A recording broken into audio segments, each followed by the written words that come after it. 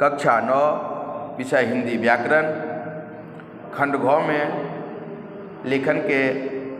लेखन संबंधी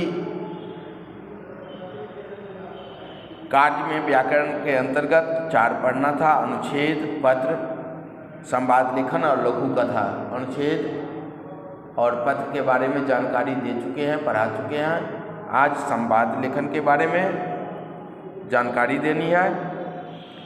किसी विषय वस्तु पर दो व्यक्तियों के बातचीत को संवाद कहते हैं। संवाद किसे कहते हैं? तो किसी विषय वस्तु पर दो व्यक्तियों के बीच बातचीत को संवाद कहते हैं। संवाद लेखन का मुख्य उद्देश्य होता है किसी औपचारिक बातचीत को कुशलतापूर्वक लिखित रूप से अभिव्यक्ति करना। संवाद लेखन करते समय निम्नलिखित वस्तुओं पर या निम्नलिखित बिंदुओं पर ध्यान देना चाहिए। पहला, भाषा पात्रानुकूल हो, यानी भाषा पात्र के अनुकूल होनी चाहिए। संवाद देश काल एवं परिस्थिति के अनुरूप होनी चाहिए। संवाद स्वाभाविक होने चाहिए। विराम चिन्हों का प्रयोग यथास्थान अवश्य करना चाहिए, अन्यथा अर्थ का अनर्थ हो जाता है। संवाद संक्षिप्त एवं सरल भाषा में होना चाहिए। संवाद तर्कपूर्ण होने चाहिए। तो इन सब बातों पर, यानी किस प्रकार के लोगों से बातचीत कर रहे हैं, उसी की अनुरूप भाषा का प्रयोग करना चाहिए, विराम चिन्ह का प्रयोग करना चाहिए और देश काल परिस्थिति के अनुरूप होना चाहिए। संक्षिप्त एवं सरल सहज भाषा का प्रयोग करना चाहिए और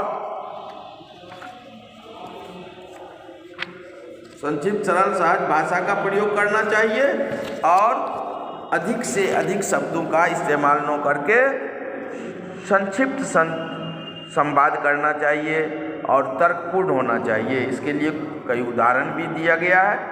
जैसे परीक्षा कक्षा में जाने से पहले अपनी अपनी तैयारी के विषय में दो मित्र बातचीत का संवाद लेखन इस प्रकार है।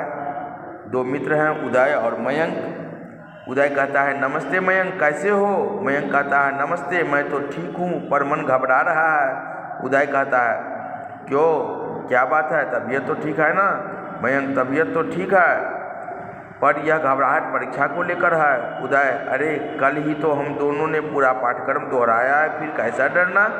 मयंक, मुझे बड़े बड़े उत्तरों वाले प्रश्नों से डर लगता है। उदय, ऐसे प्रश्नों के जवाब पर हर बिंदु पर विस्तार से देना होता है। उनकी सब सीमा पर ध्यान रखते हुए तथ्य से इधर उधर नहीं भटकना। जो पूछा जाए उसी का जवाब देना। मयंक, ठीक कहते हो, मैं तुम्हारी सलाह जरूर मानूंगा। उदय, देखो घंटी बज गई है, अब अंदर चलते हैं, परीक्षा के बाद फिर मिलेंगे। मयंक, धन्यवाद, परीक्षा के बाद बातें करेंगे। तो इस प्रकार से संवाद लिखा जा सकता है। संवाद लिखने समय किन किन बिंदुओं पर ध्यान देना चाहिए, साथ ही एक उदाहरण भी दिए हैं।